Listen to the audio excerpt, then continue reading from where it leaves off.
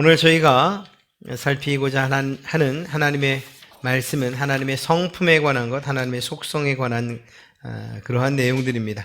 이미 저희가 여러 차례에 거쳐서 하나님의 성품 가운데 하나님만이 독특하게 가지고 계신 하나님이시기에 가지실 수 있는 그러한 성품과 속성, 즉 비공유적 속성과 그리고 하나님의 형상을 닮아 지어진 모든 인간들이 하나님의 성품을 나누어 가진, 결코 완전하진 않으나 그러나 나누어 가지고 있는 그러한 성품들을 공유적 속성이라는 이러한 카테고리에 넣어서 살펴보고 있습니다. 공유적 속성, 그것은 다시 한번 정의한다면 하나님의 인격적 특성을 이야기하는 것이고요. 여기서 인격적이다라고 하는 것은 인간이 가진 지성적이며 도덕적인 이러한 특성을 말합니다. 그리고 의지까지 포함해서 말입니다. 이러한 인격성은 하나님께서 인간을 하나님과 닮은 존재로 만드셨기 때문에 생겨난 것이라는 거죠. 하나님의 형상 가운데에서 얻게 된 것, 그것이 인격이라는 것이고, 그것은 우리의 지적이나 지성적이나 혹은 감정적이나 혹은 우리의 의식까지 모두 포함하는 것이라. 그래서 전 인격적이라는 이러한 표현을 잘 사용합니다. 그러나 인격적 특성을 하나님과 인간이 서로 공유한다고 해서 완전히 동일하지는 않다는 거예요. 무슨 말입니까? 우리는 유한한 존재이고 하나님은 무한한 존재이고, 우리는 피조물이고 하나님은 창조주이시고, 그래서 그 격에 있어서 질에 있어서 완전히 다르다는 사실을 먼저 알아야 됩니다. 우리가 공유하고 있을 따름이지, 조금 나누어 가지고 있을 따름이지 그분의 성품을 다 닮아 살아간다는 것은 너무 힘든 일이죠. 그러나 그렇다고 해서 우리가 할 일이 없는 것인가? 그것은 아닙니다. 하나님의 성품을 공유한다는 것은 무엇인가 하면 하나님께서 그 성품을 어떻게 사용하시는가, 어떻게 그 성품을 가지고 이 세상을 다스리시는가 하는 것들을 보면서 우리 역시 그 하나님의 성품을 담고 있으니까 우리와 관계된 사람들, 또 우리가 속해 있는 그러한 조직이나 또 공동체 안에서 우리가 어떻게 그 하나님의 성품을 드러내면서 살아가야 하는가 하는 이런 생각들을 가지고 살아가야 되는 거죠. 단지 하나님은 이런 분이십니다. 하나님은 이런 분이십니다. 하나님이 이런 분이십니다. 라고 정의 내리는 것으로 끝나는 것은 우리에게, 우리 그리스도인에게 큰 유익이 되질 못할 것입니다. 오히려 그러한 점들을 살피면서 하나님의 성품이 이렇구나. 하나님은 거룩하신 분이구나. 그분의 거룩하심을 나누어 가진 나는 그 거룩함을 어떻게 이 세상 가운데서 펼치면서 살아가야 하는가. 그러다 보니까 하나님께서 거룩하시다고 할 때 그 거룩이 이스라엘 백성에게 온 우주에 어떻게 영향력을 미치고 그 거룩하심이 어떻게 발현되었는가를 살피는 건 중요한 거예요. 왜? 우리의 모델이 거룩한 존재가 세상 가운데서 어떻게 그 거룩함을 드러내는지를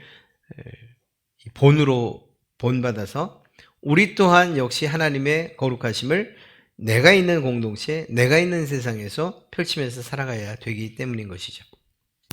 그런 점에서 단순하게 하나님은 이런 분입니다 라고 정의하는 것으로 지금 이 공부를 마친다고 하면 50%는 성공한 것이나 50%는 또 다른 숙제를 가지고 있는 것이라고 말할 것입니다.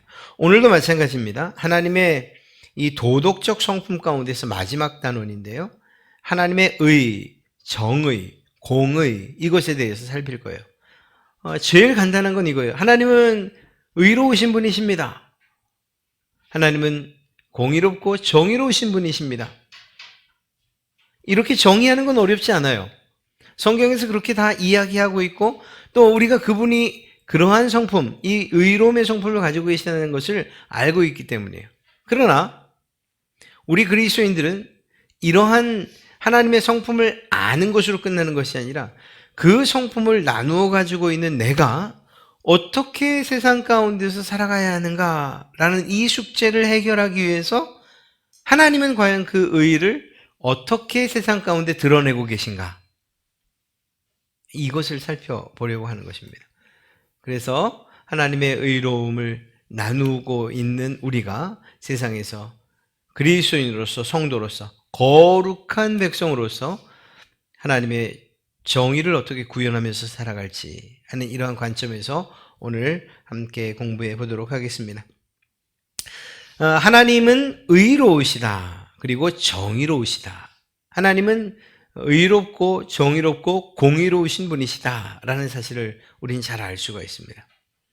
하나님의 의와 정의를 이야기할 때에 우리는 첫째로 하나님이 의로우시다라는 사실이 그냥 우리가 아는 이해의 측면에서 이야기를 하라고 한다면 하나님은 언제나 옳은 결정을 하신다는 거예요.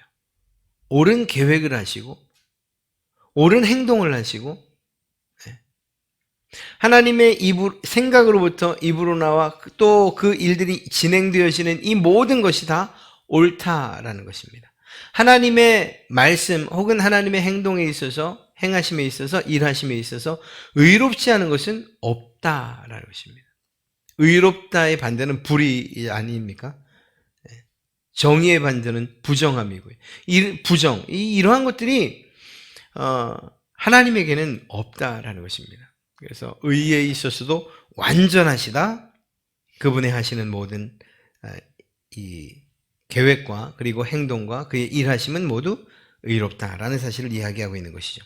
그렇기 때문에 그 하나님의 의를 공부하는 것을 통해서 우리가 어떻게 살아야 하는가, 우리의 의의 기준은 무엇인가 하는 그런 대답을 얻게 된다는 거예요. 실제로는 하나님께서 이 세상을 처음 만드셨을 때에 하나님의 의로우신 하나님이 만드셨기 때문에 이 인간 모든 사람들에게 있어서 그들이 말하지 않아도 옳은 행동의 기준이 무엇인지를 알 수 있었습니다.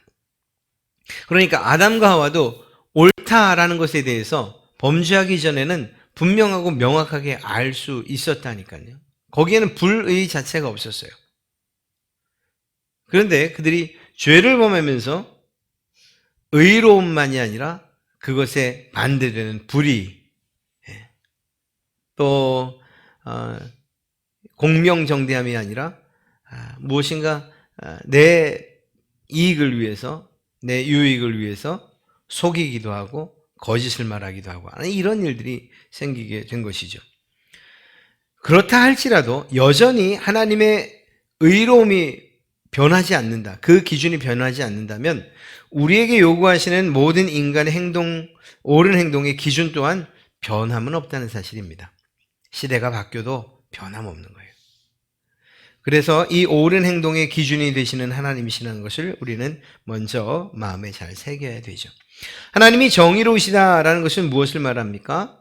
앞서 의는 하나님은 언제나 옳은 결정과 계획과 행동을 하시고 일하신다. 그래서 하나님이 하시는 하나님께로부터 이것이 아닙니까? 네.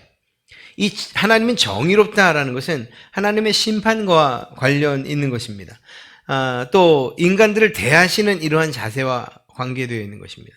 하나님은 믿는 자나 믿지 아니하는 자에게 공평하게 태양빛을 내리주셔요. 공평하게 하늘로부터 비를 내려주셔요. 공평하게 심으면 거두게 하셔요. 이게 공평한 거예요. 하나님께서 공평하지 않으셨다면 당신의 백성들에게만 더 많은 수확물들을 주시고 비를 주시고 태양을 주시고 자신을 믿지 않는 사람들에게는 어둠과 메마름을 주셨다. 그런 일이 없다는 거예요. 하나님은 누구에게나 공평하게. 이러한 하나님은 모든 인간을 공평하게 대하신다라는 것입니다. 그리고 또 무엇인가 하면 이것으로 이렇게 공평하게 대하신다, 공평하게 베푸신다는 것만을 이야기하는 것이 아니라 최종적으로는 각각 사람이 행한 그 행위대로 그에 따라서 맞게 처분하신다는 거예요. 이것은 우리에게 굉장히 두려운 일이 될 수 있습니다. 이 사실에 대해서 하나님께서 반드시 그 각 사람의 행위에 따라서 보응 혹은 심판하신다는 사실에 대해서 믿지 않아도 상관없어요. 그러나 그 사람들이 믿지 않는다고 해서 또 믿지 않는 사람이 있다고 해서 그 일이 거짓은 아닌 거예요. 네.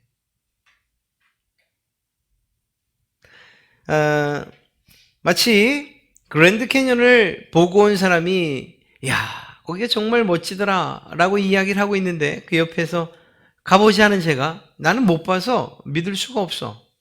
사진을 이건 뭐 내가 보지 않았는데 이게 조작인지 아니면 이곳이 그곳인지 어떻게 알아? 난 못 믿어. 라고 제가 그렇게 고집을 부려요. 나는 그랜드 캐년 그것이 네가 말한 대로 그렇게 멋지고 가볼 만한 곳이라는 사실을 믿을 수가 없어. 있는지조차도 못 믿겠어. 라고 말한다면 제가 말하는 것 때문에 그랜드 캐년이 없어집니까? 사실이 거짓이 됩니까? 그렇지 않다니까요. 여전히 진리는 존재하는 것이고요. 그리고 진실은 존재하는 거예요. 그것을 믿느냐 안 믿느냐는 그 사람이 선택을 하는 거죠. 바꿔 얘기하면 오늘 하나님의 공의 그리고 정의 그것이 결국 각 사람들의 행위에 따라서 이 사람에게는 보응으로 이 사람에게는 심판으로 나타난다 라고 성경이 말하고 있고 또 그것을 하나님께서도 우리에게 말씀해 주시지만 어떤 사람들이 심판이 있기는 무슨 심판이 있는가 이 세상은 끝이지 라고 말한다고 해서 하나님의 심판이 없어지는 건 아니라는 거예요. 그런 점에서 우리가 지금 이 자리에 모여서 또 함께 예배하면서 하나님은 정말 살아 계시며 그분은 정의로우시며 우리의 행한 대로 갚으시는 분이십니다 라는 사실을 믿고 있다는 사실이 얼마나 감사한 건지 알 수 없는 거예요. 우리가 설령 믿지 않는다 해도 그것은 사실이니까 말입니다. 믿지 않고 그저 내 행위 내가 살고 싶은 대로 내가 원하는 대로 살아도 상관없지만 그러나 마지막 날 하나님 앞에 섰을 그때에 이것이 사실이었구나라고 깨닫는다면 그때는 너무 늦는다는 거죠. 그런 점에서 우리가 그분의 정의 그래서 그분의 정의롭고 공의로운 심판이 있다는 사실을 믿고 우리의 삶을 살아가는 이것은 참으로 큰 축복 가운데 하나라는 사실입니다. 네. 이런 하나님의 의와 정의는 우주와 인간의 자연 질서 혹은 도덕적 질서를 세우신 그 하나님, 이 하나님께서 세상을 통치하시는 데 사용되어집니다. 하나님께서 정의롭다, 공의롭다라는 것은 분명한 기준이 있다는 것을 이야기하는 것 아닙니까? 예를 들어서 그 기준이 흔들리면 정의롭다고 말할 수가 없어요. 어떤 때는 이 편에, 어떤 때는 저 편에. 정치인들 많이 하는 말 가운데 내로남불, 이거 바로 흔들리는 정의, 이 정의의 기준이에요. 흔들리는 의로움의 기준이 이런 단어를 만들어낸 거예요. 똑같은 상황인데 오늘은 내가 이익이 되니까 허용하지요. 똑같은 상황인데 다음엔 내게 불이익이 되니까 거절해요. 똑같은 상황인데 말입니다. 이것은 왜일까요? 사람들의 의는 이렇게 흔들리기 때문이에요. 그러나 하나님의 의는 하나님의 정의는 흔들리지 않아요. 그것이 어디에 담겨 있느냐? 자연의 질서에 담겨 있어요. 자연 법칙에 담겨 있어요. 자연의 법칙은 깨지지 않아요. 또 그것이 이 지구 안에서 정해진 이 법칙대로 지구는 계속 움직여져 가요. 그냥 가장 쉬운 이야기를 하라고 하면 높은 곳에서 낮은 곳으로 물이 흘러가요. 이것은 그냥 단순하게 이게 무슨 법칙까지 간다고 라고 얘기할 수 있지만 이것도 자연의 법칙인 거예요. 법칙. 하나님이 세우신 법칙인 거예요. 수증기가 되면 올라가요. 이것도 하나님이 세우신 법칙이에요. 그리고 다시 그것이 차가워져서 물이 되면 역시 다시 아래로 내려와요. 이러한 순환, 이건 하나님이 세우신 법칙이에요. 하나님이 종종 그 법칙을 깨기도 하셔요. 그러나 그 깬 법칙이라고 말할 것이 아니라 그것이 하나님께서 우리에게 드러내 주신 자연의 기준과 법칙이 되는 거예요. 물은 점점 온도가 낮아질수록 무거워져요. 그런 이치로 친다면 영도시의 물이 가장 낮은 곳에 위치해야 돼요. 영도시. 영도시에서부터 얼기 때문에 말입니다. 그런데 그렇다고 한다면 이 세상에 남아날 물속 생명들이 없어요. 영도시부터 얼어 올라오기 때문인 거죠. 가장 무거운 곳이 영도라고 한다면 말이에요. 가장 무거운 물은 4도시예요. 그렇기 때문에 영도시부터 얼 뿐이에요. 그 표면에서 어는 그 물의 온도가 영도인 거예요. 이것은 어찌 보면 하나님께서 그렇게 내려가던 순차적으로 내려가던 법칙을 뒤집으신 것 같지만, 그러나 생명을 사랑하시고 이 식을 유지하시기 위한 하나님의 특별한 방법이었던 거죠. 이러한 자연의 법칙들이 세상에는 너무나도 많아요. 우리가 이해를 하든 못하든 간에요. 이러한 자연의 질서와 도덕적 질서를 가지고서 이 우주와 세상을 통치하셔요. 그 통치하실 때 그 통치를 무엇이라고 하냐? 무엇을 가지고 통치하신다고 말하냐? 하나님께서 정의와 공의와 의로움으로 통치하신다. 그래서 그 기준에 따라서라는 거예요. 기준에 따라서. 하나님은 의로우신 이런 질서들을 통해서라고 말할 때에 여기서 도덕적 질서를 그냥 자연의 법칙뿐만이 아니라 사람들이 세워놓은 이러한 도덕법, 관습 혹은 실정법, 이 모든 것들을 포함한다고 할 수 있어요. 그러나 완전하진 않아요. 안타깝게도 완전하진 않지만, 그러나 법이 있기 때문에 그 법에 따라서 흔들리는 기준이지만 기준이 있는 거예요. 그래서 잘한 사람들이 있고 잘못한 사람들이 있고, 우리나라에도 완전하지 않지만 법이 있어요. 그 법의 기준에 따라서. 여느 나라에도 마찬가지고요. 그래서 이 법, 사람들이 세운 것 같으나 그러나 하나님께서 이러한 법에 하나님의 정의와 공의의 정신을 담아두셨다라는 사실을 이야기하고 있는 것이죠. 하나님은 의로우시고 정의로우신 분으로서 사람의 행위에 따라 공평하게 심판하신다는 사실을 우리는 분명히 알아야 됩니다. 표현은 좀 너무 강한 듯 여겨지지만 보복적 정의다, 이렇게 이야기를 합니다. 보복적, 이 보복이라는 단어가 이게 좋은 의미처럼 느껴지지 않지만, 그러나 하나님께서는 반드시 그의 행위에 따라서 심판하신다는 거예요. 지금은 내가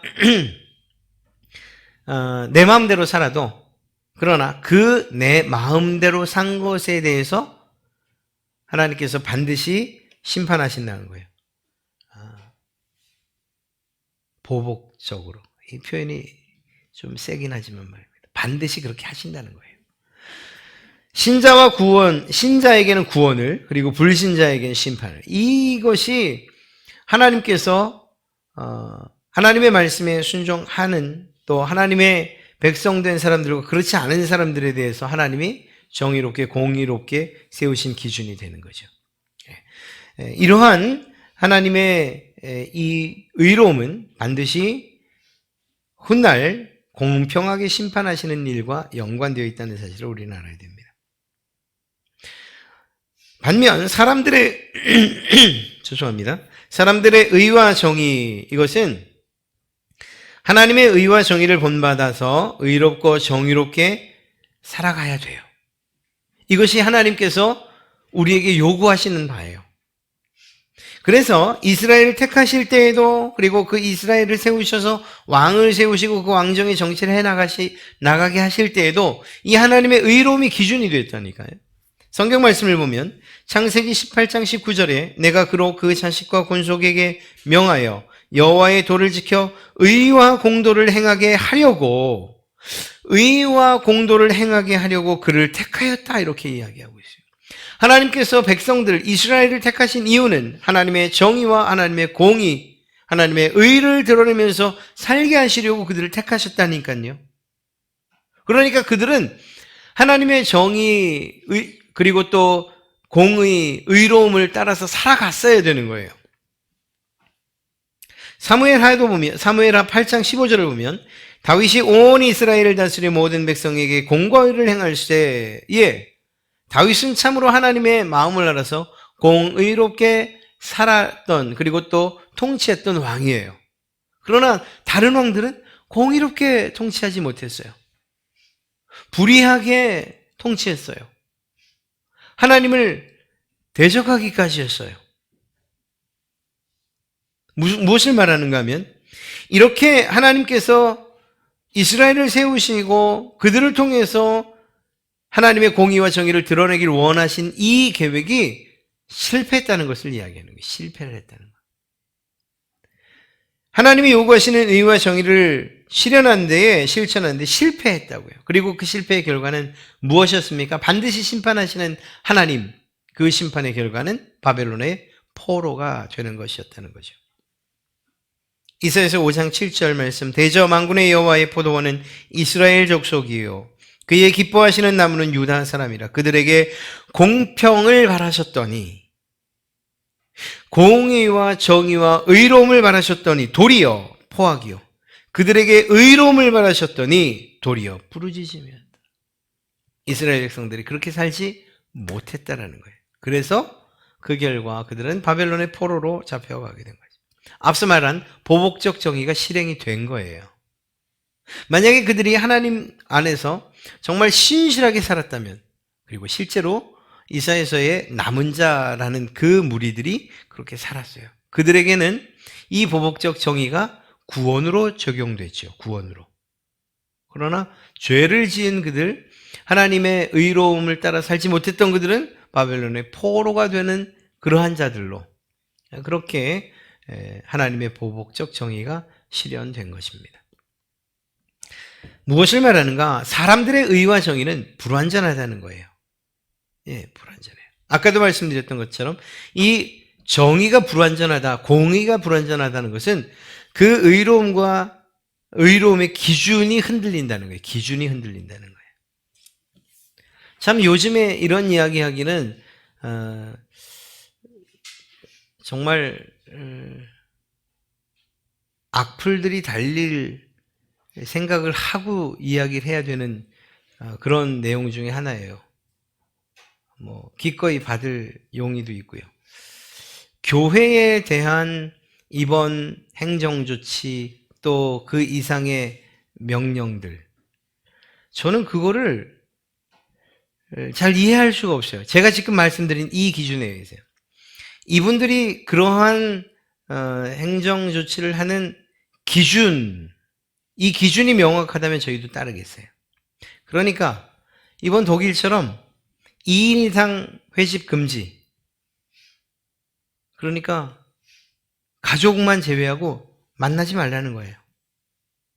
스리랑카 통행금지를 만들었어요. 통행금지 시간을.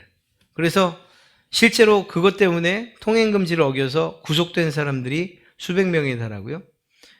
통행금지 시간에 차가 다녀서 차를 압수라 그래야 돼요? 압류라 그래야 돼요? 압류당한 것이 100대가 훨씬 넘어요. 아니, 제가 말씀드린 건 무엇인가? 미국도 마찬가지죠. 주에 따라서 어떤 주는 500명, 어떤 주는 250명 회집 금지. 그러면 이거 뭘 말합니까? 그냥 인원으로 기준을 삼은 거예요. 인원으로. 우리는 인원으로 기준을 지금 삼은 게 아니고 교회만 기준으로 삼은 거예요. 그래서 저는 그것이 정의롭지 못하다고 이야기하는 거예요. 기준이 없기 때문에. 교회에 모이는, 예를 들어서 100명 이하, 교회에 모이는 인원이 100명 이하든 혹은 10명 이하든 상관없어요. 교회는 안 된다고 이야기하는 거예요. 2m씩 뛰는 것도 마찬가지예요. 제가 계속 얘기하잖아요. 여러분들 큰일 났다니까요. 자동차를 사셔야 돼요. 15인승을 사셔야 돼요. 최소한. 그래야 2m 간격을 유지해요. 2m 간격. 2m라는 게 실제로 교회에 적용되어지려면 똑같은 기준을 가지고서 다른 곳에도 누가 그렇게 얘기해도 정말 당신들은, 아니, 당신들 하라고 하는 것을 왜 다른 사람 안 한다고 그렇게 물귀신처럼 물고 늘어집니까? 아니, 그걸 하려는 게 아니라 기준을 정확하게 세워달라고 요청하는 거예요. 기준을. 여기에 2m를 요구하려면 다른 곳도 2m를. 여기에 정말 그 회집에 대해서 행정 조치를 하려면 다른 회집에 대해서도 마찬가지라는 거예요. 제가 틀린가요? 저는 그게 정의롭고 공의로운 거라고 생각해요.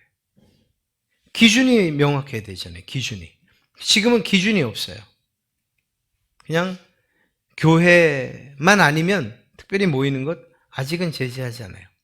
그러니까 교회도 사회 구성원으로 봐주고, 그래서 동등한 입장에서 회집의 인원을 가지고 이야기하라고요. 회집의 인원을. 교회에서 확진자가 나오면 그냥 정말 거짓말하는 벌떼처럼 달려들어요. 야, 다른 곳에서 확진자가 나오면 그렇게 크진 않아요, 이 이슈가. 그러니까 기준이 없다는 걸 말하는 거예요.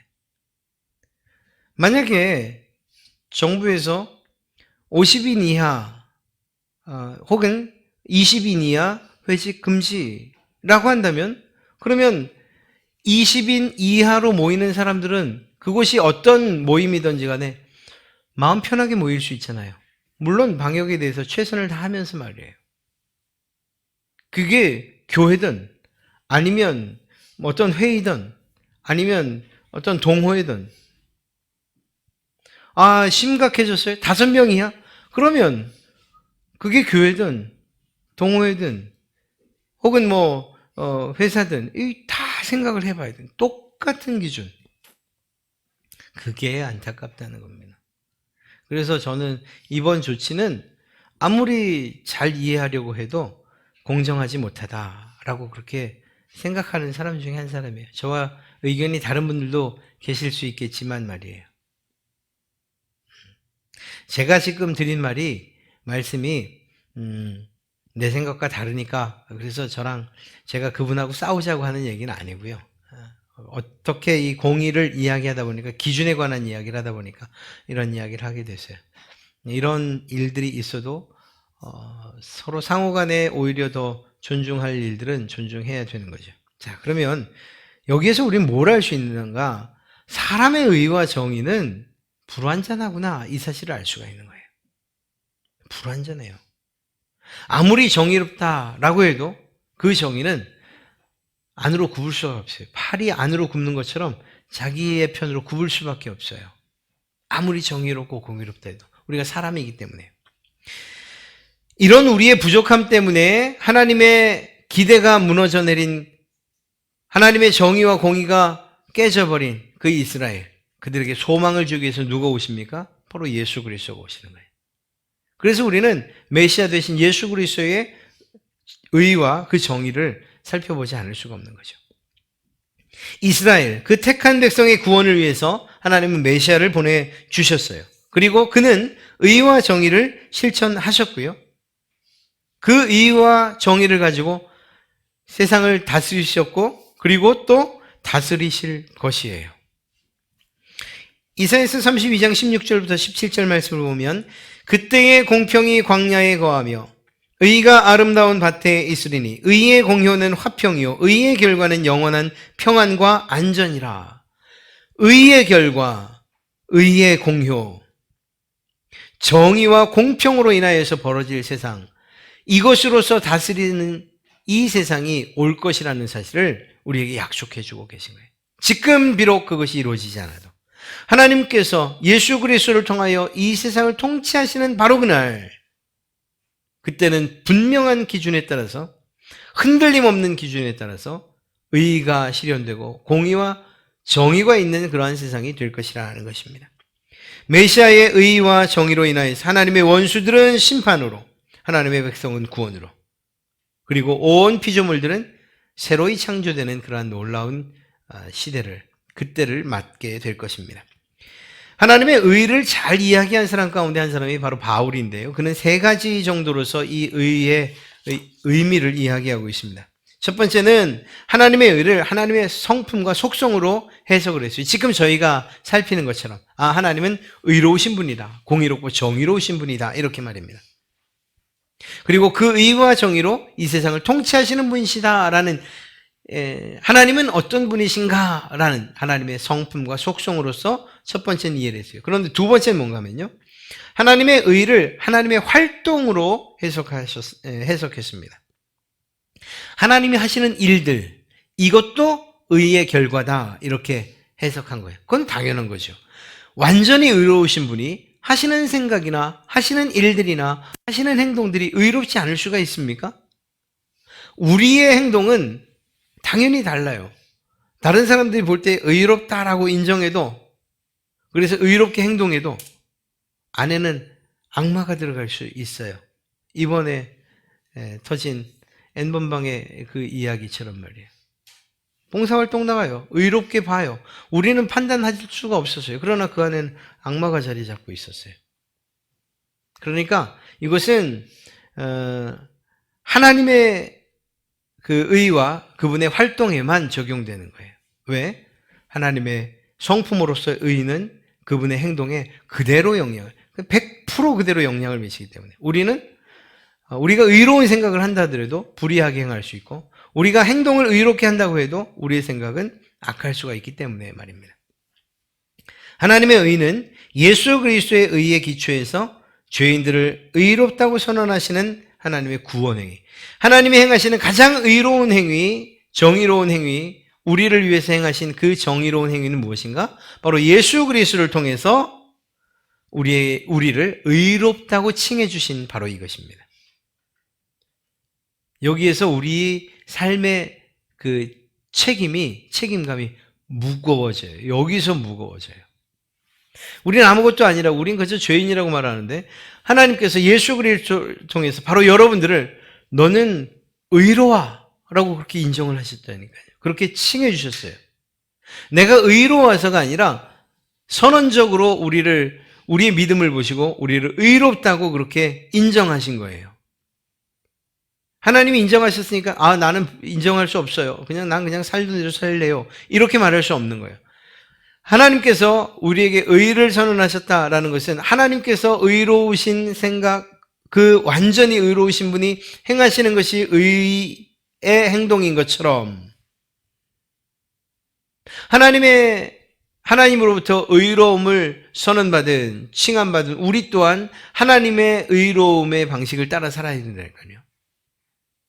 완전하신 하나님의 의가 완전하신 의의 행동으로 사는 것처럼, 우리가 예전은 몰랐으나 이제는 의롭게 된 우리라면 우리의 생각이 의로워져야 되고, 우리의 심장이 의로워져야 되고, 우리의 삶이 의로워져야 된다는 사실을 이야기하고 있는 거예요. 세 번째는 하나님의 의를 하나님이 주시는 신분으로 그렇게 해석을 했습니다. 하나님의 의는 예수님을 믿는 사람에게 하나님이 주시는 선물로서 새로운 신분, 즉 의인이라는 신분으로 주어졌다. 좀 더 쉽게 얘기하면 우리에게 정말 성도라고 하는 이 멋진 이름표가 주어졌다라는 거예요. 성도. 당신은 거룩한 백성입니다. 신분의 변화가 있다는 거예요. 하나님의 의, 그 의로움이 우리의 신분을 변화시켰어요. 의로운 사람으로. 그렇다고 한다면 의를 행하며 살아가는 이 일은 우리 성도들에게 마땅한 일이라는 거죠.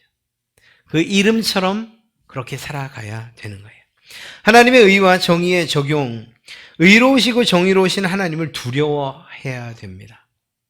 그분의 보복적 정의를 생각하면서, 그분의 흔들리지 않는 정의의 기준을 생각하면서 하나님의 그 의가 최후 심판에 적용될 것들을 생각하면서 말입니다.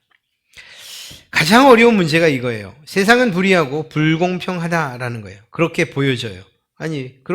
그런 경우가 많아요. 악인의 형통함이나 혹은 재판의 불공정이나 지금 있는 이런 일들도요. 참 기독교인으로서 받기 힘든 질문 가운데 하나 그런 것 아닙니까? 여러분에겐 그렇게 묻지 않으십니까?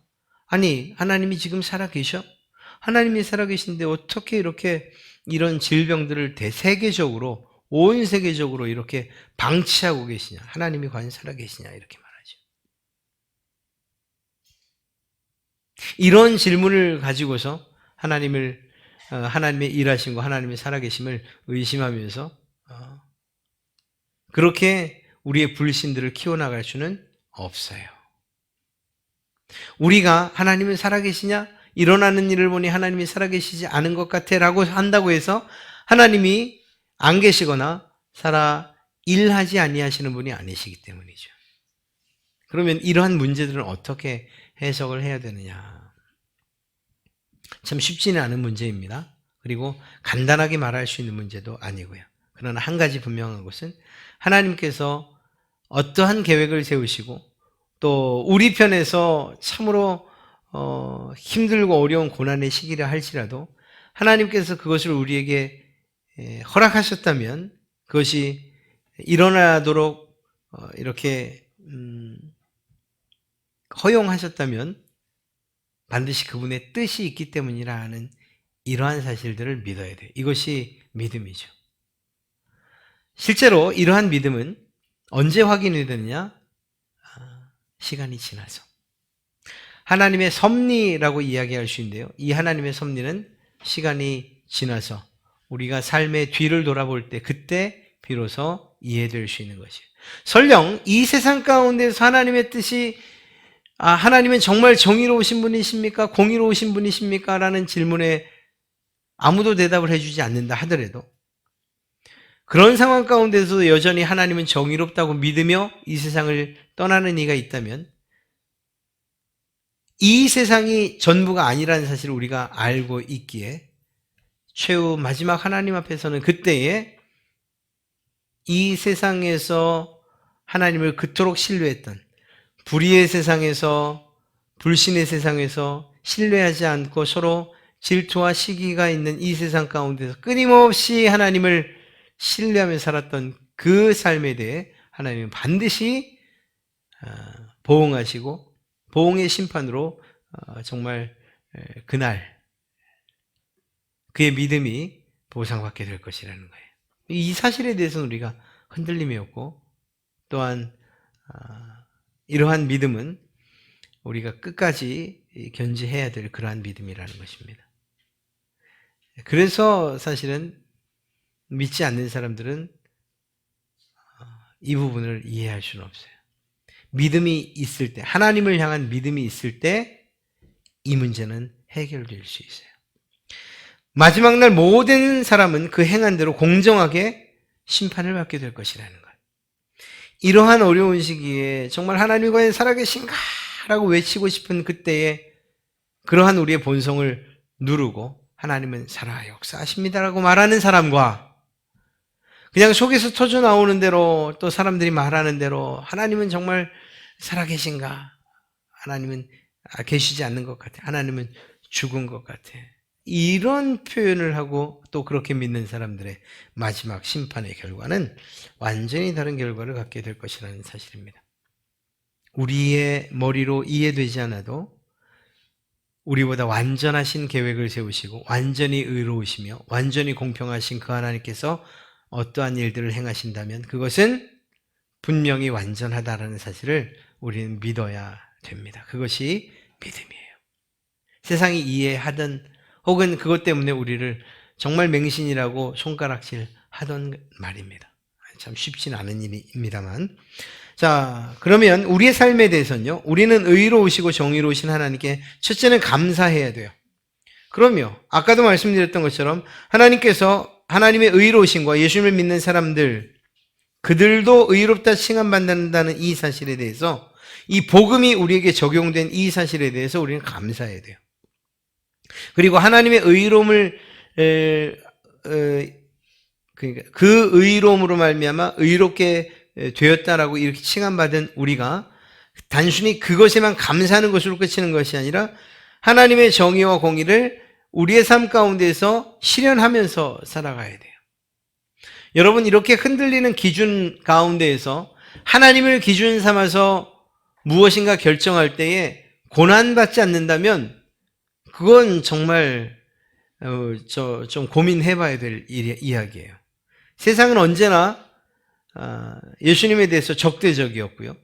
그것이 변한 적은 단 한 번도 없어요. 이 말은 무엇인가 하면 예수님께서도 말씀하셨던 것처럼 예수님을 믿고 제자된, 그리고 그 제자를 통해서 또 제자된 사람들, 세상 가운데에서 마치 이리들 가운데에서 살아가는 양과 같다 이렇게 이야기하셨어요. 고난 당하는 것, 그건 미리 이야기하셨던 것들이에요. 왜일까요? 세상의 편에 서 있지 않기 때문이에요. 세상의 기준을 가지고 살지 않기 때문이에요. 흔들리는 기준이 아니라 하나님, 예수 그리스도 그분의 의가 우리의 기준이 되기 때문에 세상과 사실은 부딪힐 수밖에 없어요. 우리가 포기하지 못하는 것이 있잖아요. 목에 칼이 들어와도 포기하지 않는 것들이 있잖아요. 그 우리의 신앙들 말이에요. 우리의 믿음. 타협할 수 없는 그런 믿음. 그 기준.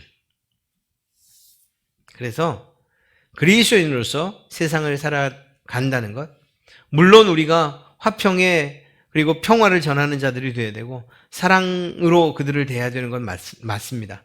우리가 해야 될 일들인 건 맞아요. 그러나 이 사랑이 역으로 우리의 기준이나 우리의 신앙의 기준 이런 것들을 무시하면서까지 진행될 수는 없는 거예요. 우리는 결코 흔들리지 아니하는 기준이 우리 가운데 있기 때문인 것이죠. 가장 귀한, 무엇이 가장 귀한가에 대한 기준이 있다고요. 이런 이야기를 해요. 참, 저도 믿지 않는다면 그렇게 얘기했을 거예요. 여러분 이런 얘기 못 들으셨어요? 이번 사태를 통해서? 예수 믿는 사람들 취미 생활하면서 그 취미 생활 때문에 사회에 이렇게 정말 사회를 힘들게 해야 되느냐? 정말 취미 생활이라면 저도 그냥 아무런 얘기할 것 없어요. 취미 생활인데요, 뭐 취미 생활. 그러나 그분들은 우리를 향해서 당신들은 취미 생활이라고 할지 몰라도 우리는 취미 생활로 한 적이 없어요. 여러분 혹시 그러십니까? 저는 취미 생활로 한 적이 없어요. 이건 제 삶에 가장 가치를 두고 있는 일이에요. 흔들림 없는. 어떤 사람은 여러분 이 돈을 쓰는 데 있어도 자기가 가장 가치 있는 데 쓰지 않습니까? 어떤 사람이 정말 자기 사는 건 엉망인데 사는 건 정말 힘들게 사는데 최고급 외제 승용차를 탁 뽑았어요. 빚을 잔뜩 져가면서. 이거 보고서 어떤 사람들은 야 정말 정신 나갔다 라고 말하지만 그 사람에겐 그게 가장 가치 있게 여기는 일이기 때문에 그 일을 한 거예요. 어떤 사람들, 저는 정말 지금도 이해 안 가는데요. 에베레스트 산이든 뭐든 산 등정하는 분들, 야, 특히 목숨 걸고 가시는 분들, 전 막 싫어요. 저는 그렇다고, 저는. 그런데 그분들은 가요? 저는 그것이 별로 가치 있는 일이라고 생각하지 않지만 그분들에게는 그게 가장 가치 있기 때문에 하는 거예요. 여러분, 이 빌딩과 빌딩 사이 외줄 타는 거 보셨어요? 미친 짓 아니에요? 어떤 사람 맨손으로 이 타워, 롯데타워 올라갔죠. 맨손으로. 그거 왜 해요? 전 이해가 안 돼요. 오토바이 타는 것도 이해가 안 되는걸요? 그런데 바꿔 그분들 입장에 생각하면 그것이 가장 자신에게 자신의 살아있음을 증명하는 것이고 가장 가치 있게 여기는 거예요. 그래서 하는 거예요. 우리는 취미생활로 신앙을 하는 게 아니에요. 그분들에게 말씀드리고 싶은 거예요. 정말 이 문제를 가지고서 순교의 그러한 이야기까지 간다? 그러면 아마 대부분의 그리스도인들은 끝까지 자리를 지키거나 남을걸요? 왜? 취미가 아니니까요. 취미 가지고 죽는 사람은 없잖아요. 취미 가지고서 그 사람들이 뭐라고 안 해도 취미를 가지고서 목숨 내거는 사람들은 없어요. 이 자리에 있는 여러분이나 제가 그렇게 바보는 아니에요. 그러니까 그런 말들에 마음 낙심하지 마세요. 그냥 이렇게 기사들 혹시 보시다가 야, 요거 또 욕먹을 만한, 또 얼마나 그러면 그냥 댓글들 보지 마시고 그냥 다음 기사로 넘기세요. 속 편하게. 그거 보면서 이놈들이 그냥 뭐 이러지 마시고요. 가치가 다른 세계를 살고 있으니까 말이에요. 중요한 건 뭔가 하면 우리가 가치 있게 여기는 것, 그분들이 가치 있게 여기는 이 가치들, 그래서 지금은 다 똑같은 가치들을 가지고 있는 것 같으나 그러나 하나님의 보복적 정의가 실행되는 그날에는 정말 가치 있는 것들만 남고 나머지는 정말 무가치한 것들로 다 썩어버릴 것들로 남게 될 것이라는 거예요. 그리고 우리가 믿는 믿음은 예수 그리스도 그분을 믿는 이 신앙이야말로 세상이 무엇이라고 해도 여전히 금과 같이 빛나는 가치를 가지고 있는 것이라고 믿고 또 믿어서 이렇게 나와 예배하고 또 집에서 방송을 보며 예배하고 있는 거예요. 버릴 수 없는. 의와 공의와 정의는 흔들리지 않는 기준이 필요합니다. 그리고 그 기준은 바로 하나님 그분이신 줄로 믿습니다. 여러분에게 이러한 의와 공의와 정의롭게 살라고 주님이 말씀하셨으니까 우리의 삶 가운데서 감사하면서 그러면서 정의와 공의의 삶을 살아가야 할 줄로 믿습니다. 아모스서 5장 24절 오직 정의를 물같이 공의를 마르지 않는 강같이 흐르게 할지어다. 이러한 역할을 하시는 여러분 되시길 주님의 이름으로 축복합니다.